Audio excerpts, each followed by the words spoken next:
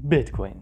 Love it or hate it, it does have a unique problem that other currencies don't have. Every Bitcoin transaction that has ever been made remains public on the blockchain forever. That's a big problem for many fatal reasons. When your transaction history is public, you can't expect financial privacy. Outside investigation companies can trace who you trade with without needing to purchase that data from retailers. It's out there for free for everyone. That's pretty bad in the days of big data surveillance, where every industry is trying to rank your profile and predict your behavior so that they can squeeze more money out of you one way or another. The good news is you can create a Bitcoin address completely anonymously with no personally identifiable information attached. But that will last only for as long as you don't make or receive any Bitcoin transaction that can lead to your identity. If you purchase your first Bitcoins with a credit card on an online exchange, your privacy is over. If you're lucky enough to get freshly mined Bitcoins into your anonymous wallet, the moment you spend it with any retailer that obtains your name or real delivery address, their records will be your nightmare. I'm not saying it's impossible to obtain and use Bitcoin anonymously. There are additional tools like coin shufflers, Tor, virtual machines, the Lightning Network, and amazing OPSEC that can achieve anonymity on Bitcoin. But that's a lot of work, and on the long enough timeline,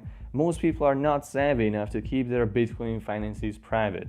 To be fair, transparent blockchains aren't unique to Bitcoin. All cryptocurrencies out there have the same problem. All except for one: Monero. Monero is one of the most popular cryptocurrencies on the market, and for a good reason. It does something very differently. Its blockchain is opaque, meaning transactions, while still broadcast to the ledger, are untraceable. For each transaction, Monero obfuscates both sending and receiving addresses, as well as transacted amount. This is done by default without needing any additional tools. It's a so-called always-on privacy feature, because users of Monero can't select non-private transactions. This always-on privacy is crucial to Monero's financial anonymity. A few other cryptocurrencies give you the option to selectively obfuscate certain information in some transactions, but this selective privacy makes private transactions stand out, and attackers can focus on targeting them if they want to find identifiable information. With Monero, you would have to attack the entire blockchain to de-anonymize Monero users. A core component of Monero's private transactions are stealth addresses. On behalf of the recipient,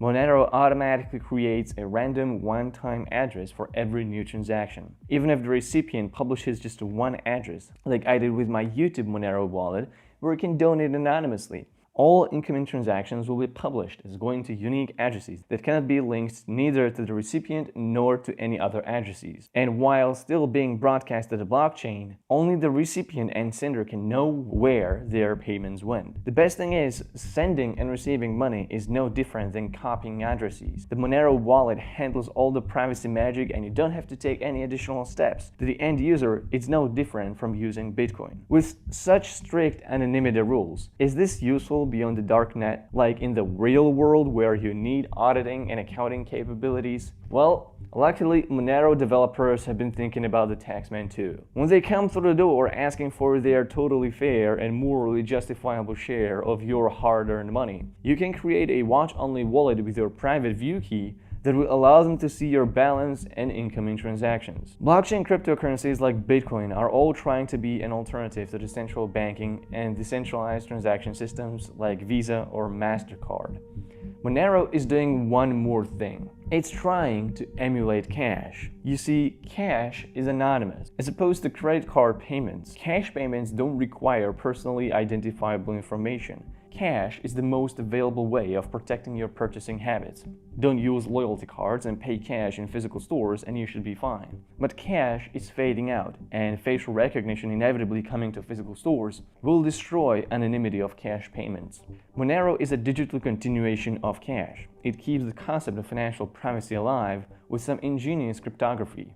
To digitally sign transactions, blockchains like Bitcoin use private keys that are unique to each Bitcoin wallet. That is why it's possible to uniquely trace each Bitcoin transaction to each Bitcoin spent. Monero uses ring signatures. Instead of just transparently using your unique private key, ring signatures is formed from a group of keys, one of which is your private key, and some of which are public keys from past transactions, already published on the blockchain. The concept of ring signatures is that it should be computationally infeasible to identify which key from the group was used to sign a transaction. This cryptography magic gives Monero a unique property that is absent from all other cryptocurrencies: fungibility. Fungibility is an issue of a major contention in the Bitcoin community. It basically means that any two units of a currency are completely interchangeable and can be substituted for one another.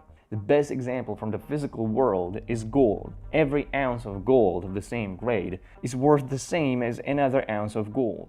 Cash is semi-fungible. Every $10 bill is worth the same, although they do come with imprinted unique ID numbers. Bitcoin is not fungible at all. Any coin on the Bitcoin network can be traced back to its original point of creation, which means if Bitcoin was used for an illegal activity, it will remain part of its history forever. Not technically on the Bitcoin network, but in the minds of organizations and individuals with records of those activities. There are companies that focus on tracing Bitcoins for illicit activities or other purposes on behalf of government, law enforcement, and other organizations. One such company was valued at $1 billion.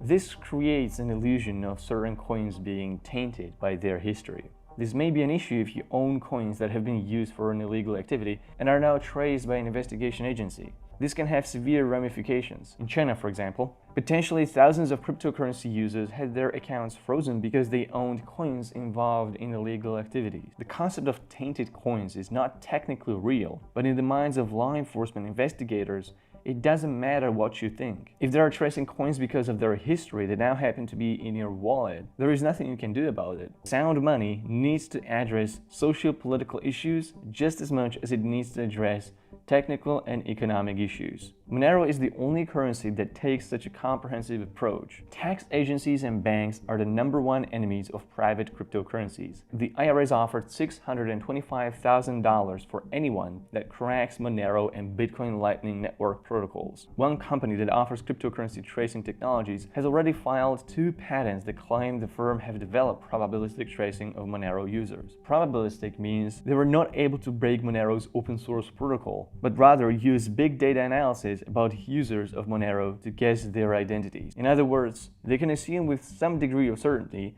that you may own a particular Monero wallet based on your social media activity, device fingerprinting, browser and search records, and so on. And this is good, because it means targeting Monero users is expensive enough to render mass surveillance of Monero economically unfeasible. Something that has always been the goal of privacy advocates. Spying on targets with a proper warrant is justified. Dragnet surveillance is not. Any future where cryptocurrencies take over the financial world will necessitate the existence of a privacy coin like Monero. Everybody benefits from the financial privacy, so the demand will always be there. It doesn't have to be Monero. Any cryptocurrency that adopts its rigid anonymity will suffice. But at the time of this recording, there is no other digital money like Monero, and it's still pretty cheap to get your hands on it. So what are you waiting for? Thank you very much for watching. If you enjoyed this video, please like and comment. Donate to my Monero wallet if you feel like it, or join my channel for membership exclusive content, or become a Patreon. Thank you for your support.